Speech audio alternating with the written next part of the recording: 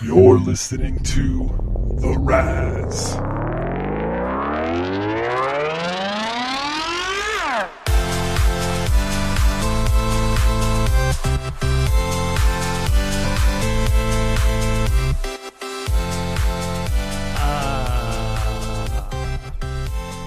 microphone keeps cutting out.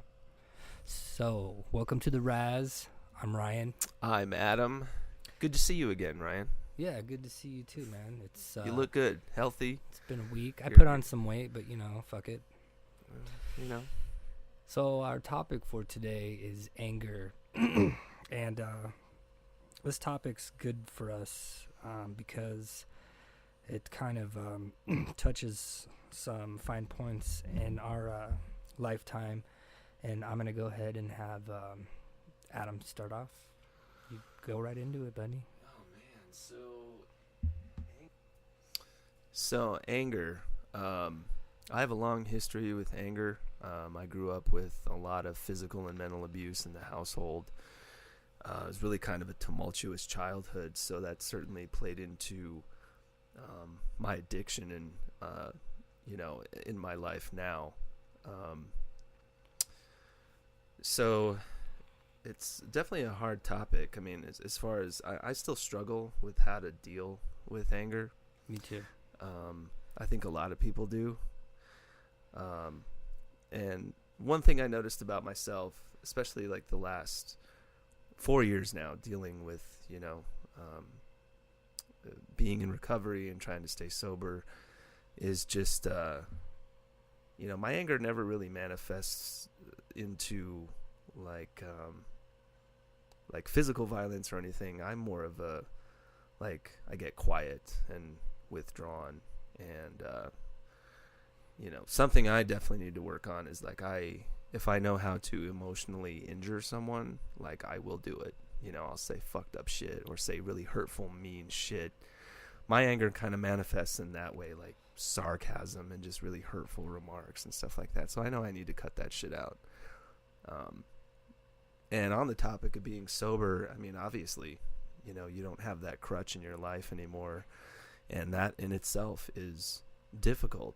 I've been in many recovery meetings where they talk about how when you give up a substance, it's you're mourning like a loss. Like it's like losing someone, really. Yeah. It's losing a coping mechanism.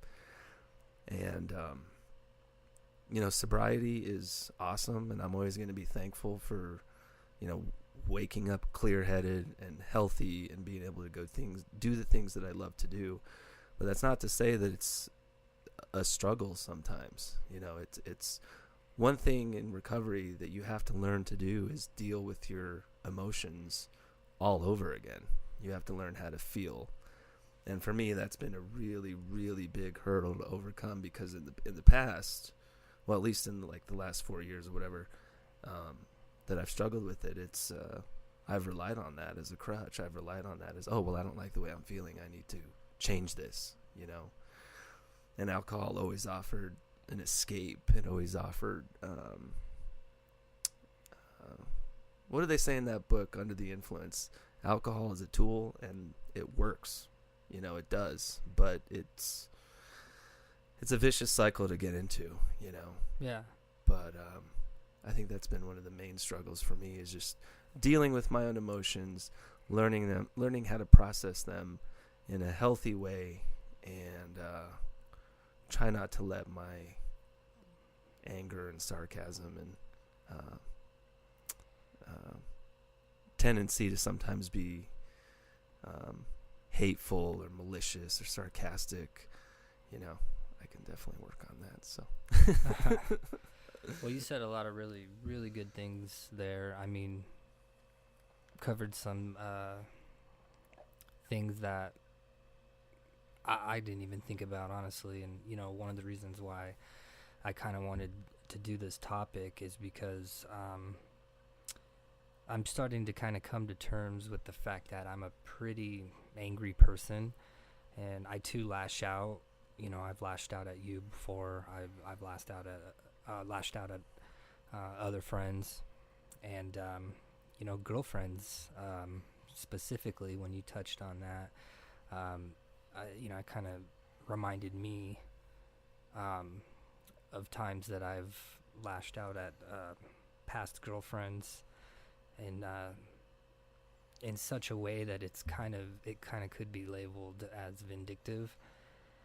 And in early recovery, I'm angry as hell, man. God, me too. Yeah. And just the depression, my God, it just lingers. It just stays there. Yeah, and I think what I do is I manifest that depression into anger. I immediately turn it into anger. I mean, I get so angry, I feel like I will fight somebody or I will do something stupid. But then I always sit on that and, get over that anger, and I'm able to kind of pull back and, recognize that I'm being a total dickhead, a total shitbag.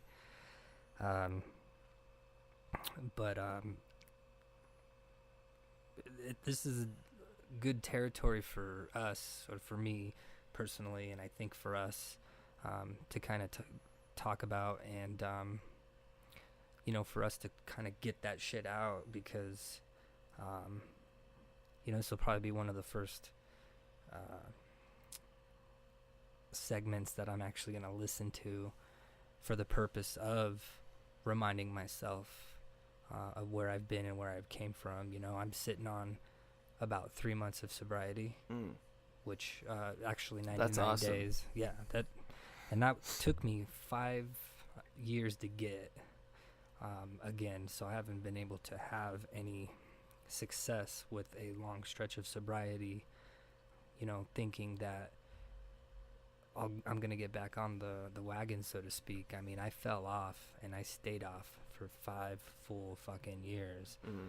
And only now, after 3 months of having continuous sobriety, am I really starting to notice that the anger isn't so much attacking me, and I'm not full of rage like how I can get.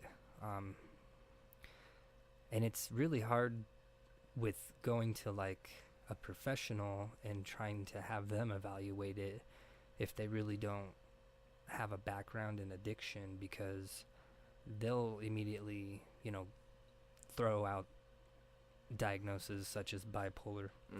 And when they do that, they want to put you on medication for that, and it's really hard to say how much of it really is a mental health diagnosis and how much of that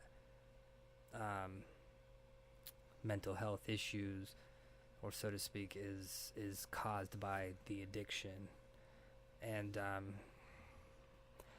so I'm just taking one day at a time.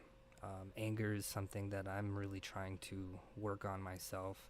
I've yet to do anything like anger management, but in the future I'm probably going to dabble in some of those kinds of things to learn the tools that they teach in order for me to be able to have better coping mechanisms when it comes to anger, because anger is a really real thing. It's really destructive. It's really destructive, and it can get you into trouble. And when I say real, I mean it can, get you into legal trouble. And one thing I notice about my anger is when I do react without thinking first, I automatically regret it, and I'm automatically sorry. But sometimes when the damage is done, it's done, Yeah. and then you have to go back and make amends when the time is appropriate after things die down. So if you got some people who are mad at you, don't let it eat at you, try to just work through it, let the time pass. Time heals everything, and when you come back to it, hopefully that person will be a little more receptive to being able to and accept an apology from you. Yeah, I think another difficult part is just keeping yourself open and sharing those thoughts, because I think, there's all kinds of societal expectations, and I think that was one of the big hurdles that I had, was just not sharing what I was going through for one reason or another, whether it was anger, whether it was depression, whether it was, hey, I'm, flirting with the idea of drinking, or I'm just having a really bad fucking day. Whatever it was just, we're kind of almost taught, like as dudes, like, don't open up or don't share your thoughts, your emotions with whoever. And I think that was part of it, but the bigger part of it was just the shame that I felt with those emotions, because in my head, I felt like if I was thinking about drinking or obsessing about it or just wanting it, if I was having those thoughts, I already equated that to, well, I've already failed, just by having those thoughts. So I think, whereas now, as I'm sitting on a little bit, of sobriety too, is just keeping myself humble to what people are saying and keeping myself kind of just allowing myself to feel those emotions as they come up and process them as they come up. And also too, sharing my thoughts with people around me. There's really no shame in that. Whereas before I would keep myself closed off and I would internalize. I think that's natural. Which, I mean, that's just, for me, that's just a recipe for disaster, Yeah. It's natural to do that, to not kind of, society's expectations and everything looks good from the outside looking in, when really everybody has issues. So, it took me, I still have problems opening up, to people and just being open about what's really going on inside. And sometimes, you hear what you don't want to hear, or you hear something that's actually really more damaging than useful. But I always say, try to take what you can use and leave the rest. There's no perfect way to go about getting sober. There's really not.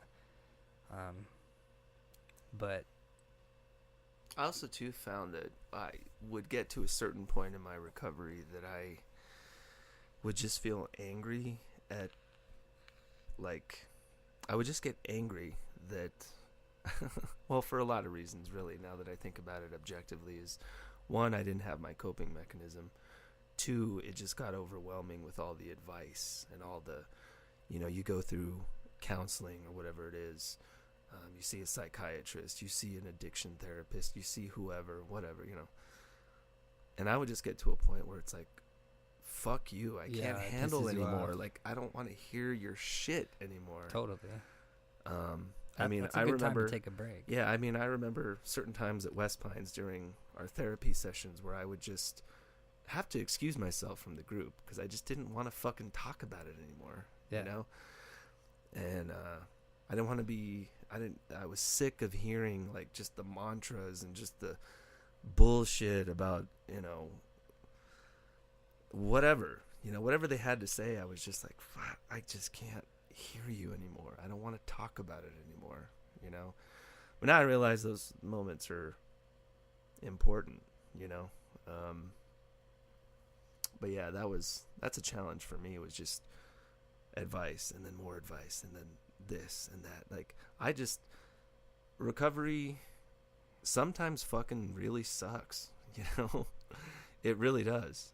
Absolutely.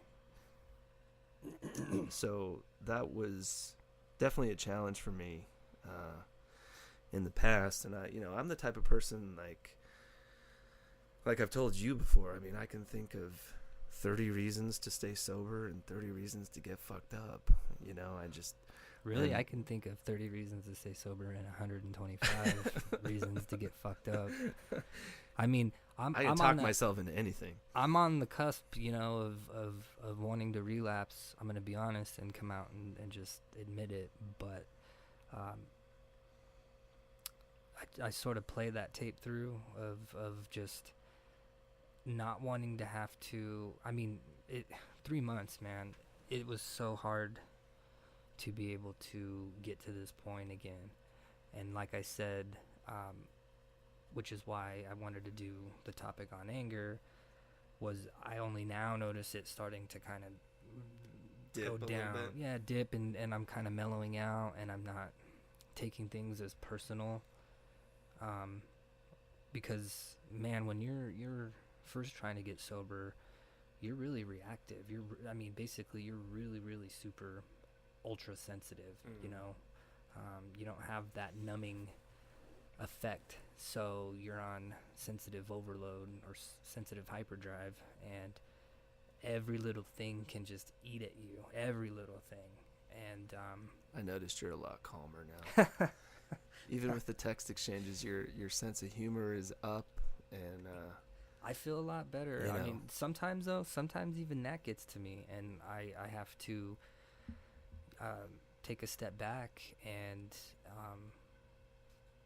just recognize that it's part of recovery, that irritability and that anger. But anybody that's out there really dealing with anger, that's listening, just know that it gets better. It gets a whole lot better. Just hang on to sobriety with all you got, and don't let go. Just don't let go, because there's light at the end of that tunnel for sure. And because I'm starting to see things get better, I'm now looking forward to the next 3 months of sobriety and going, well, hell, if I feel this good, how am I going to feel 3 months from now? One of the things that it's like a game for me. I treat it as a game, but it's not to let other people's shit be your shit. Meaning, somebody could be in a bad mood, maybe like a coworker, maybe a relative, a friend, and sometimes their shit rubs on to you, and you become angry about a situation, or and it may not even have anything to do with you, and here you are getting worked up over nothing. I mean, another good example would be like if you worked in customer service, having to deal with like a disgruntled customer. Just try not to let them get to you, because you don't know why they're pissed off. And so I treat that as a game, because I'm not reactive, man. Like, I'll seriously tell somebody to fuck off. Same here. And it's like, but for what? Why am I letting them get to me? They're not my problem. I have my own shit to worry about. Yeah. And so I try to focus. It's easier to look outward rather than inward. Yeah. And so I mean, it's real easy. Yeah. It's like everybody else's shit stinks, but mine, motherfuckers. I think it's hard for people like me and you too, because when your brain and your intellect operates at such a level, that in itself can be a challenge. And that kind of goes back to my earlier point of keeping ourselves humble to advice when it comes, even if you don't find it useful at the time, just at least be open to it, because that's been, like I said, a challenge for me is just,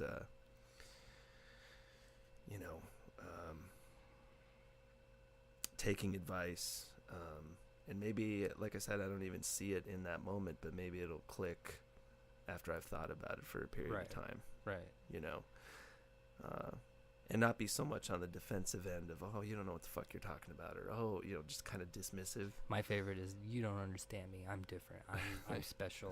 I'm not like the rest of the people that are, but we're all the same, and that's why we share, because hopefully other people out there can relate to some of the things we're talking about, because we are in recovery. Yeah. And I think I would also, I would get angry over the fact that, like, I would try to make recovery super, super complicated when it's really, at the end of the day, it's really not. It's not, no. I would sit there and try to figure out, like, I'm the type of person, I need more meaning out of something. Oh, well, I got to find deeper meaning in this. That's I think that's part of the disease. I'm a worrier. I'm a thinker. I overanalyze everything. Well, why this? Well, why that? Why, At the end of the day, recovery in itself is very simple.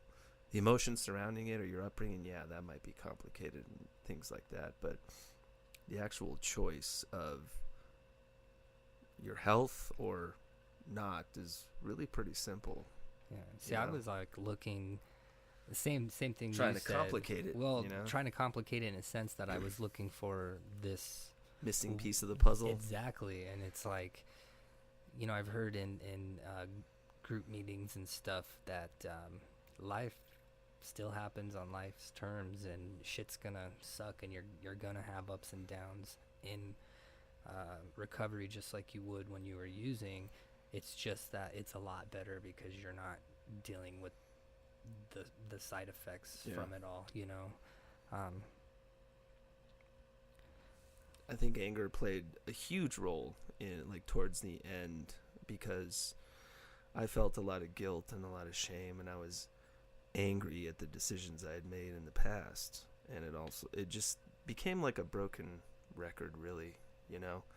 It's like I would drink to forget about my behavior or about my emotions, or, you know, I was angry when my mom died, you know. I was angry the way my family reacted, and even to this day, like, I still struggle with it, you know. I mean, I don't really have, you know, mom's deceased. I'm estranged with my dad.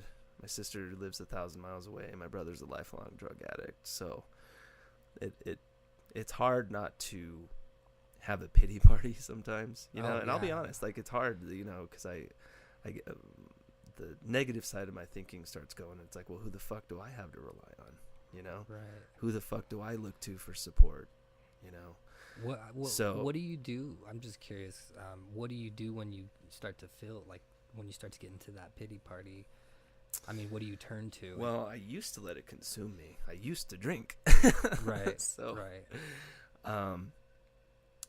Now it's just more about finding my own route with recovery, and I can always feel it, like that relapse, restless energy building. I can feel it. Right. Even before it's like a conscious thought, which is weird. But as far as how I deal with it now, I tend to just kind of address things as they come up and just try to not be emotional about it. I try to just be as logical and calculated about it as I can, and also understanding as I can, you know. So someone says something that comes off wrong to me, or something that would have pissed me off, I try to at least have a moment where I can analyze it and say, well, was that the intended, you know, was that the intent behind it, or what, you know?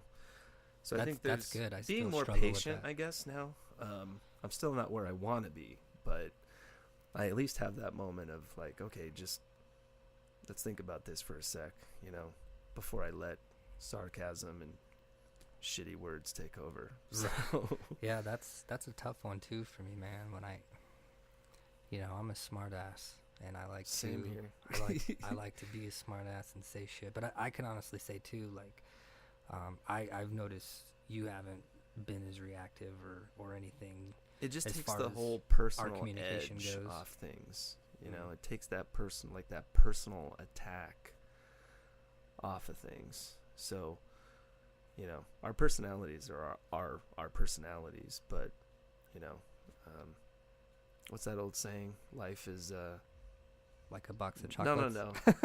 That 90-10 thing. It's 10% what happens to me, 90% how I react.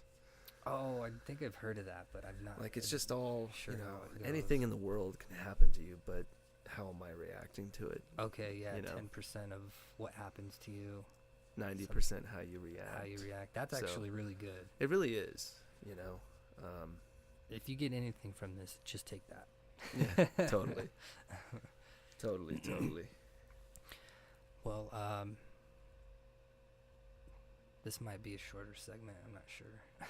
Is there anything else that we can think about as far as anger goes? Like, I'm trying to think of, you know, one thing that my addiction and anger really fueled was, you know, my treatment with girlfriends and stuff. You know, when it would go like this: when things weren't going my way, I would turn to text messaging as a way to attack, and it's always gotten me into big trouble because I can say things through text that I could never say to someone's face, you know. And I've been that bad guy of basically, I guess it could be deemed as harassment, you know, in a way. And I guess that's just hard to throw out there and hard to, you know, hear myself even say it. But it's something that I really, really want to change about myself, because it's got me into, well, I've had girlfriends basically not like me anymore as a result of playing the texting war game. And that's generally fueled by me not drinking and not, you know, being under some type of substance to deal with my emotions. So for me, I'm trying to really try to get to the underlying problem with my anger, because I mean, we all get angry. I mean, don't get me wrong, but for me, it's just so hard to tell again how much of it is stemmed from a 20-year drinking career to, or is it really like mental health for me? You know, I don't know what it is. It could be really like maybe I was always like that even when I was younger. I don't really remember if I was super angry growing up as a kid. I don't remember, but did you grow up with a lot of anger in the household? No, not really. Not that I remember. I mean, my family, they have their issues. And, you know, my mom and stepdad, they would fight a lot during my childhood. So maybe I could have picked up on that, and maybe that's how I would see they would deal with those problems, and the anger would rise. But I don't know. It's so hard. Like, I haven't had much of a real adulthood life because of my drinking, you know. And they say, too, like, you're only as mature as when you started drinking. So if you started drinking at age 18, age 20, that may not be true scientifically speaking. However, it kind of makes sense. I think it's just more of a saying kind of thing. Or maybe there is research to back that up. I don't know. I haven't looked that up. But either way, it doesn't matter. It's just, if you got up to like 20 years old, you started drinking, and now you're 30, you know, how are you supposed to deal with problems? You know, it's kind of like you don't know how to cope. You know, that's the biggest thing for me is I don't know how to cope when it comes to my anger. All I can say is just after 90 days of sobriety, 99 to be exact, but it doesn't matter. Just I've gotten some time in. See, I stopped caring about like the whole how many days. It used to be like, yeah, I got this many days, and then I kind of realized I was relapsing so much that it just I actually don't even remember the exact date of the last time I drank. I just know it's been about a 3-month stretch, so we'll just leave it at that. I never really liked doing that either, because I think that's great however long you're sober, but I found that some people would use that as like moral currency, which I didn't like. You know, like in meetings or whatever, like, you know, how sober are you? And yeah, like whatever. Like it's cool. Like, I'm this sober. I totally support Very that, little. but I just didn't like the fact that it's like, you know, your journey may be better or worse than mine based on your sobriety. Like, I didn't like, my brain just equated the two. I didn't like that, you know. All I know is that I couldn't last a month. Yeah, 30 days was like fucking impossible. So for me to get to that point is a fucking miracle. I mean, I'd last about 2 weeks. That's about as long as I could stay sober on my own. And I think what I've, you know, been through with being committed and all that, and everything that played out with that, really kind of helped wake me up in the sense that I'm doing better. But it's scary, man, as we move forward into the future. Yeah. I really don't know. I mean, for all I know, next time we come on here, might be like, all right, well, I tied one off. Yeah. I mean, I think, like I said, 2018 was a really, really traumatic year for me. I had some pretty bad relapses, and I think, there's some resentment there. There's some anger that I'm holding on to just about some of the medical clinicians that I dealt with, and just some things in my personal life, some comments that were made, and things that are sticking with me. But I look at it like this: if resentment is at least in part responsible in the beginning for giving me a really, really good push of sobriety, then so be it. You know what I mean? I'd rather have a little bit of anger in me about something and use that as motivation to, when I am having those shitty moments or weak moments where it's like, fuck, dude, I can taste it. It's on the tip of my tongue. Like, what? I just want it. I'm itching. It's just to go back to that emotion, and understand, like, no, I don't want to go through that again. It's tough. I really don't. It was hard to get this stretch of sobriety. Yeah, hard. Yeah. 5 years hard. And also, too, I'd also point out that I don't want to demonize anger in such a way that to say that all anger is unhealthy. No, not at all. I think it's just, at the end of the day, it's how you deal with it, how you process it, what you do with it, and how you kind of discharge that emotion. That's kind of my mentality now, is like when things come up that are unpleasant to deal with or that piss me off or make me sad, it's kind of like, okay, I confront it. What is it? And is it useful to me at the end of the day? If it's not, it's really not that complicated, right. Right.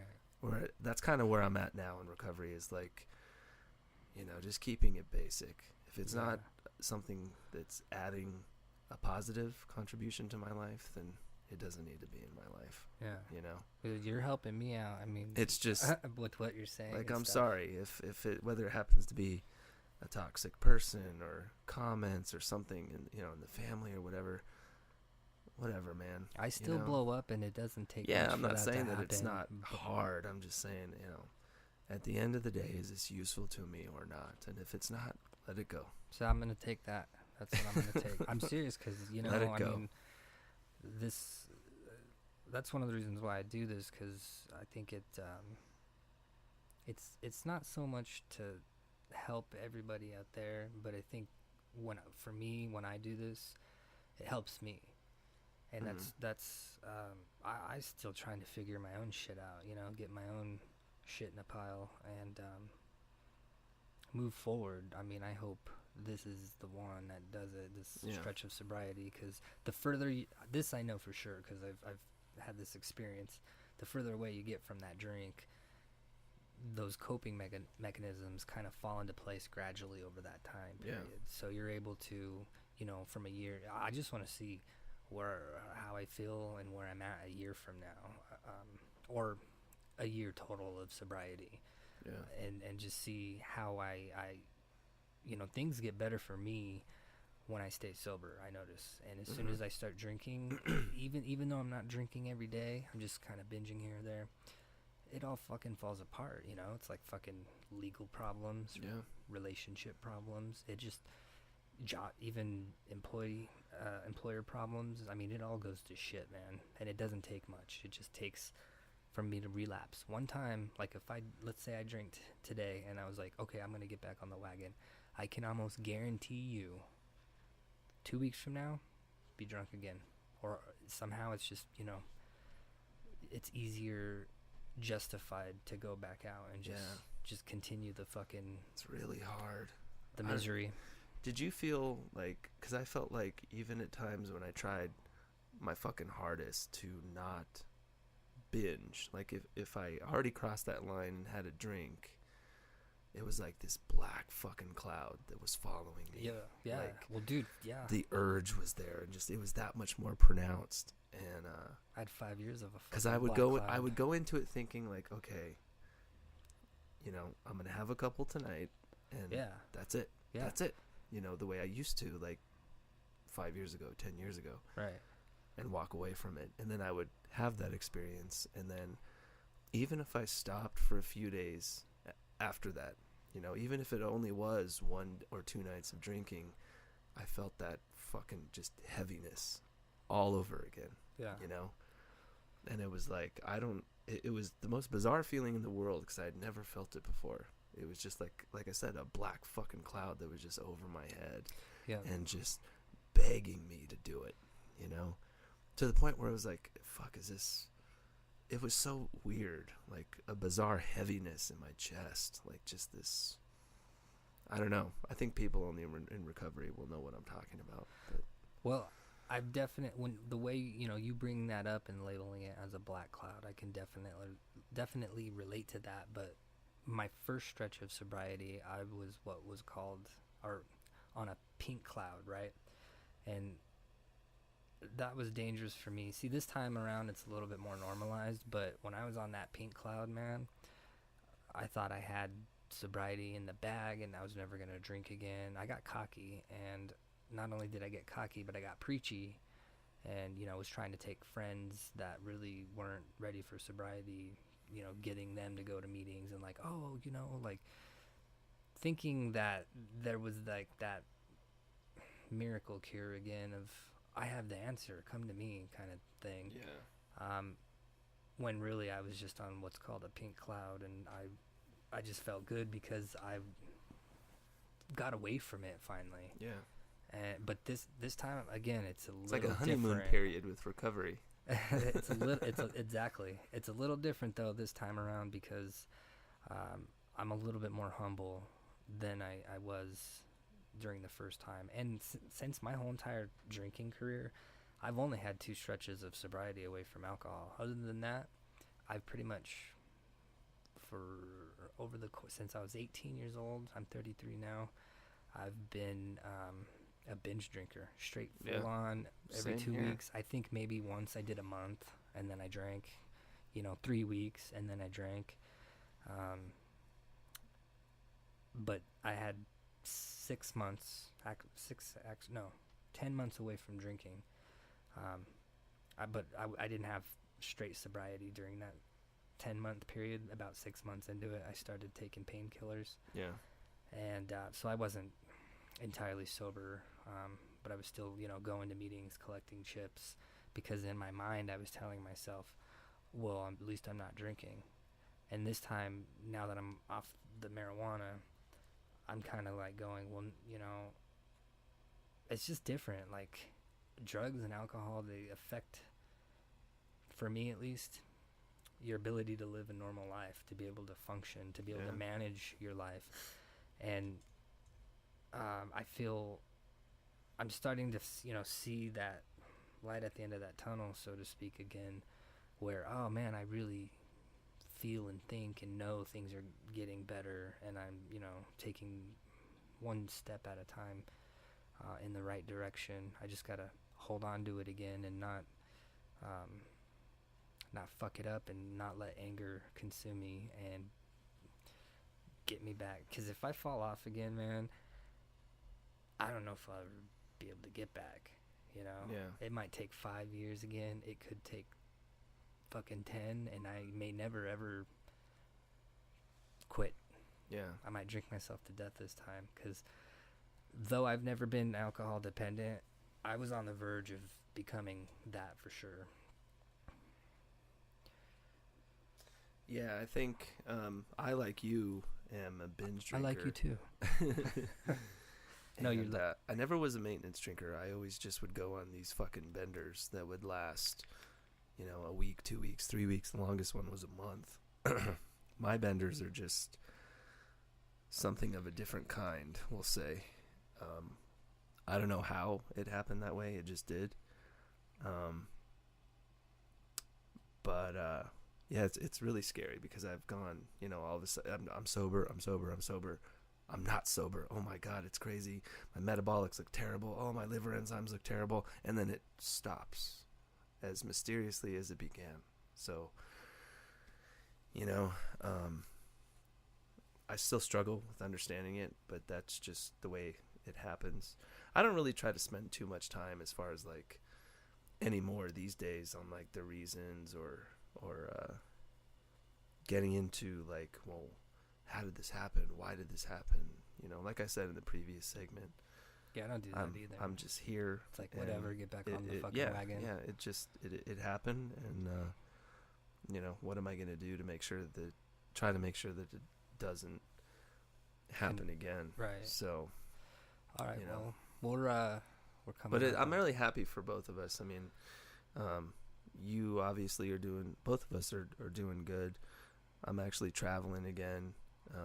That's I'm good, going to make my annual pilgrimage out to the Salt Flats in Utah in April again, try my 100-mile race. So it feels good to be doing that. That's kind of a way I've been dealing with a lot of stuff, and a lot of residual leftover emotional turmoil from 2018 is just these little road trips that I take, and the hikes, obviously, and physical activity is just little, like, bit by bit. I'm just letting it go, you know? Yeah. And forgiving myself, which I want to do a segment on forgiveness. Maybe you guys will get that one from us next. But yeah, we'll do that. It's allowing me to discharge all the negative shit, just step by step, we'll say. So it's been a good thing. Well, right on. I think we're going to wrap it up here. We're reaching that time.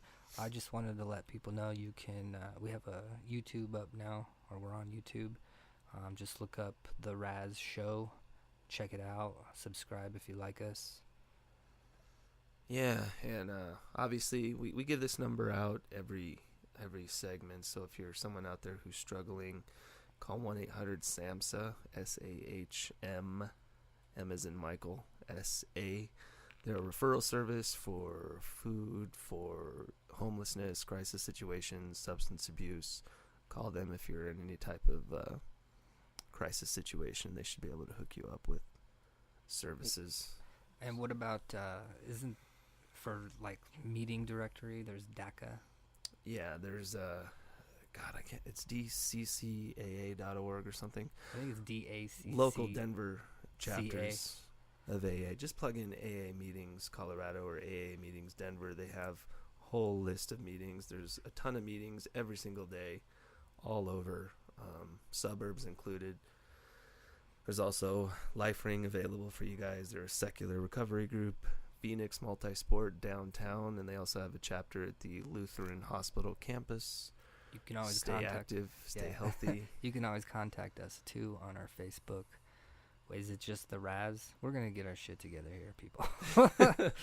So we have a closing. We were off for a while, but we're back now. Yeah, so. Yeah, and we kind of just this was a little more sporadic of a segment to do. So, but anyway, I'm Ryan. I'm Adam. Thank you for joining us. You're listening to the Raz. Bye.